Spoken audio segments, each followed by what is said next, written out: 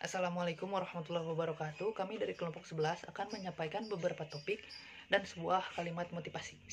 Berikut daftar anggota kelompok kami. Yang pertama adalah Alia Laila, Konsinta M, Dimas Anwar, saya sendiri, Dimas Maulana Ropik, Luki HP, Emrizki Suhada, Musli, Nadia PS, Naufal Irsyad, Neneng Yulipe, Rahadi Ramlan, Ratu Agita, Emreza, Rizky Iqbal Mauladi, dan Saud Antonius. Berikut adalah kalimat motivasi yang disiapkan oleh kelompok kami. Gagal itu urusan nanti, yang terpenting kita berani untuk mencoba dan mencoba. Masuk dalam topik yang pertama adalah Organizing and Round Teams. Tim yang mampu mencapai kinerja tingkat tinggi memiliki pemahaman yang jelas tentang tujuan yang akan dicapai. Anggota tim akan berkomitmen pada tujuan tim, tahu apa yang diharapkan untuk dicapai, dan memahami bagaimana mereka perlu bekerja sama untuk mencapai tujuan-tujuan ini. Jika tim ingin efektif, anggota tim perlu tahu di mana mereka berdiri dan di mana mereka perlu meningkatkan permainan mereka. Dalam lingkungan tim, tempat pekerjaan dilakukan secara kolektif. Penting bahwa anggota tim dan pelatih bertanggung jawab satu sama lain dan kepada tim. Apa artinya bertanggung jawab? Tidak lanjuti komitmen satu sama lain, jangan membuat alasan, jangan merengek, jangan saling menyalahkan. Itulah artinya bertanggung jawab, dan itu penting. Nah, mungkin teman-teman sudah pernah memiliki banyak pengalaman bekerja dalam kelompok, tim proyek kelas, mungkin tim atletik, komite penggalangan dana, atau bahkan tim penjualan di tempat kerja. Tim kerja adalah salah satu realitas dan tantangan dalam mengelola di lingkungan global yang dinamis saat ini. Banyak organisasi telah mengambil langkah untuk merestrukturisasi kerja di sekitar tim daripada individu. Mengapa? Seperti apa penampilan tim-tim ini? Dan bagaimana manajer dapat membangun tim yang efektif? Kami akan melihat jawaban atas pertanyaan-pertanyaan ini di seluruh bab ini. Namun, sebelum itu kita dapat memahami tim. Pertama-tama kita perlu memahami beberapa dasar tentang kelompok dan perilaku kelompok. Nah, tentang itu semua akan dijelaskan oleh anggota tim saya yang lain. Dipersilahkan. Masuk ke topik yang kedua, Group and the Development Stage. Pengertian kelompok, dua atau lebih individu yang berinteraksi. Kelompok formal, kelompok kerja yang ditentukan oleh struktur organisasi. Kelompok informal, kelompok sosial yang cenderung terbentuk di sekitar pertemanan dan minat yang sama. Tahap perkembangan grup. Tahap perkembangan grup yaitu ada 5 tahapan. Yang pertama, terjadi saat orang bergabung dengan grup. Yang kedua, menentukan tujuan, struktur, dan kepemimpinan grup. Yang ketiga, yaitu tahap norming, adalah tahap di mana hubungan dekat berkembang dan kelompok menjadi kohesif. Tahap yang keempat, panggung pertunjukan. Dan yang tahap yang terakhir yaitu pengembangan kelompok kerja permanen. Mari kita ke pembahasan selanjutnya mengenai work group performance and certification. Mungkin teman-teman pernah dengar anggota grup musik The Beatles. The Beatles merupakan salah satu grup yang sukses di eranya. Kondisi eksternal yang dibebankan pada grup. Kelompok kerja dipengaruhi oleh kondisi eksternal yang dikenakan padanya seperti strategi organisasi, hubungan otoritas, aturan, regulasi formal, dan lain sebagainya. Intinya adalah, kondisi eksternal adalah kondisi dari luar dari grup itu sendiri, dan tidak ada kaitannya dengan internal di dalam grup. Sumber daya anggota grup. Potensi kinerja grup sangat bergantung pada sumber daya yang dibawa setiap individu ke dalam grup. Sumber daya ini mencakup berbagai pengetahuan, kemampuan, keterampilan, ciri-ciri kepribadian, dan mereka menentukan apa yang dapat dilakukan anggota dan seberapa efektif mereka akan tampil dalam kelompok. Keterampilan interpersonal terutama manajemen dan resolusi konflik, pemecahan masalah kolaboratif, komunikasi secara konsisten, muncul sebagai hal penting untuk kinerja tinggi oleh setiap kelompok kerja. Struktur grup. Kelompok kerja bukanlah kerumunan yang tidak terorganisir. Mereka memiliki struktur internal yang membentuk perilaku anggota dan mempengaruhi kinerja kelompok. Struktur mendefinisikan peran, norma, kesesuaian, sistem status, ukuran kelompok, keterpaduan kelompok, dan kepemimpinan. Di topik yang keempat kali ini ada struktur group and role. Struktur group and role ini terbagi menjadi 3. Yang pertama itu adalah struktur internal. Nah, pada kelompok kerja yang membahas perilaku anggota mempengaruhi kinerja kelompok.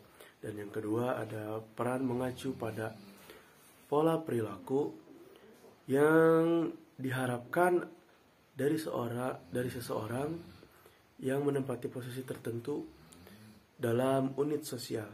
Yang ketiga yaitu adalah peran umumnya bertoleransi dalam menyelesaikan pekerjaan, membuat anggota yang lain senang. Itu adalah 3 hal yang ada dalam struktur group and role juga. Lanjut ke topik kelima yaitu norma and conformity. Sekarang kita mulai dari pengertian norma. Norma itu adalah 2 atau lebih individu yang berinteraksi antara satu sama lain. Jadi apa yang disebut norma itu adalah ketika ada satu individu dengan individu yang lain yang saling berinteraksi, itu disebut norma. Dan juga ada jenis-jenis norma, yaitu salah satunya akan saya sebut seperti norma budaya, norma organisasi, ataupun dan norma loyalitas. Terus kesesuaian ketika individu ingin diterima oleh kelompoknya, mereka akan rentan terhadap tekanan untuk menyesuaikan diri. Jadi mereka akan beradaptasi dengan kelompoknya tersebut agar mereka dapat diterima. Lalu ada pandangan anggota kelompok. Anggota kelompok seringkali ingin dilihat sebagai salah satu kelompok dan menghindari terlihat berbeda dari yang lain. Ya, kecenderungan setiap manusia, setiap orang dalam suatu kelompok, mereka ingin terlihat sama. Begitulah norms and conformity di topik 5 kali ini. Status sistem. Sistem status merupakan faktor yang penting dalam memahami suatu kelompok. Status itu sendiri merupakan penilaian posisi atau peringkat prestise dalam suatu grup. Status juga dapat menjadi motivator yang signifikan dengan konsekuensi perilaku, terutama pada saat individu melihat perbedaan antara yang mereka anggap status mereka maupun orang lain. Status dapat diberikan secara informal oleh karakteristik seperti pendidikan, usia, keterampilan, dan lain-lain. Dari bawahannya sendiri, ketika terdapat sebuah status di kantor yang diinginkan ditempati oleh seseorang dengan posisi rendah, karyawan pun mengharapkan hal-hal yang diterima individu sesuai dengan statusnya. Jika tidak, karyawan mungkin mempertanyakan kewenangan manajer mereka dan mungkin bisa terjadi sebuah konflik sana. Masuk ke group size.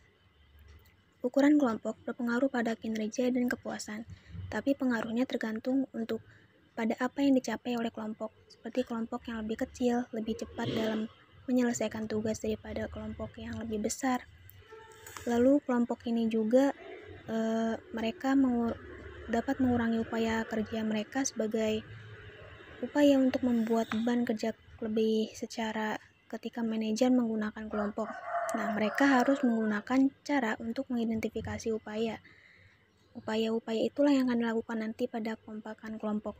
Kekompakan kelompok ini sendiri penting karena telah diketahui terkait dengan produktivitas kelompok. Kelompok yang banyak mengalami ketidakpastian internal dan kurangnya kerjasama, kurang efektif dalam menyelesaikan tugasnya dibandingkan dengan kelompok kemalasan sosial. Di dalam kekompakan kelompok juga kita perlu penting memahami lebih dalam ya untuk penggalian teamworknya sendiri, proses kelompok. Faktor berikutnya yang menentukan kinerja dan kepuasan kelompok adalah proses kelompok. Proses ini seperti komunikasi, pengambilan keputusan, manajemen konflik, dan bagaimana cara kita menyelesaikan masalah. Di dalam pengambilan keputusan kelompok, beberapa keuntungan dapat dimiliki oleh setiap kelompok itu sendiri, yaitu kelompok menghasilkan informasi dan pengetahuan yang lebih lengkap, kelompok menghasilkan alternatif yang lebih beragam, kelompok dapat menjadi lebih berdaya guna dalam menyelesaikan konflik, dan yang lainnya adalah minoritas dominan dan vokal dapat sangat mempengaruhi keputusan akhir. Selain itu, pemikiran kelompok dapat merusak pemikiran kritis dalam kelompok dan merusak kualitas keputusan akhir. Di dalam keputusan kelompok sendiri, kelompok minoritas mungkin sangat dirugikan. 3 pandangan berbeda. Di dalam pengelolaan konflik, survei menunjukkan bahwa manajer menghabiskan sekitar 25% waktunya untuk menyelesaikan konflik. 3 pandangan berbeda telah berkembang tentang konflik, yaitu pandangan tradisional, pandangan lain. Pandangan tradisional itu menyatakan bahwa konflik harus dihindari. Pandangan lain mengatakan bahwa konflik itu adalah hasil yang alami dan tak terelakkan dalam kelompok, tapi berpotensi menjadi kekuatan positif. Dan yang ketiga, yang terbaru, pandangan ini mengusulkan bahwa konflik tidak hanya dapat menjadi kekuatan positif, tapi juga bisa menjadi mutlak diperlakukan agar suatu kelompok dapat bekerja secara efektif. Beberapa pandangan itu, tiga pandangan itulah yang dapat dijadikan suatu acuan. Turning groups into effective teams. Tim adalah unsur utama keberhasilan organisasi.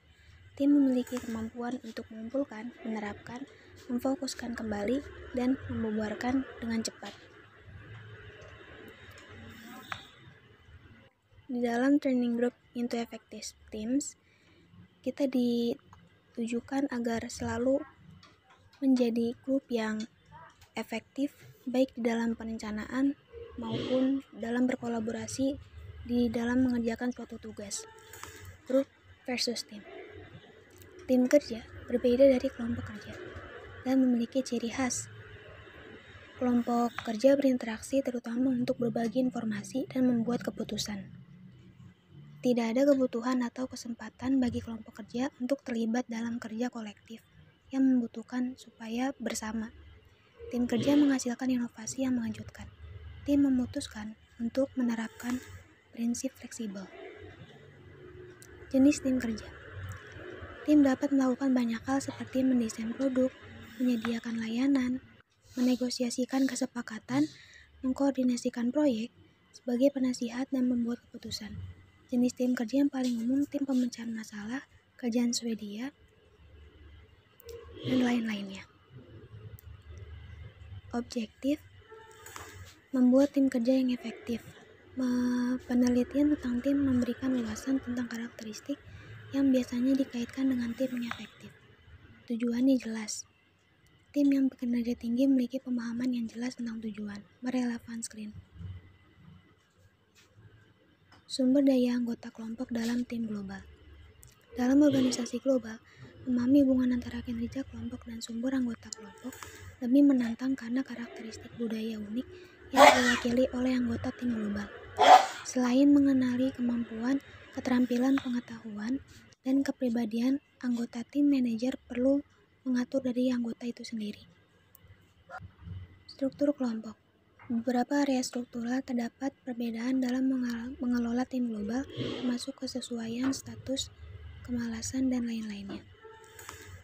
Membangun keterampilan tim. Jenis latihan membangun keterampilan tim sangatlah penting dalam membangun tim yang efektif dan upaya membangun tim agar bisa berhasil. Misalnya sebuah proyek penelitian yang mengamati para pemain bintang dan keterampilan tim yang buruk yang menjalani 2 siklus. Ketika membangun tim, menemukan bahwa orang-orang tersebut belajar bagaimana berkolaborasi dengan lebih baik di dalam sebuah latihan tersebut untuk membangun keterampilan di dalam diri mereka masing-masing agar kelak tim itu dapat berdaya guna. Memahami jaring sosial. Manajer perlu memahami jaringan sosial dan hubungan sosial kelompok kerja agar lebih baik dan lebih berkomitmen untuk tetap bersama.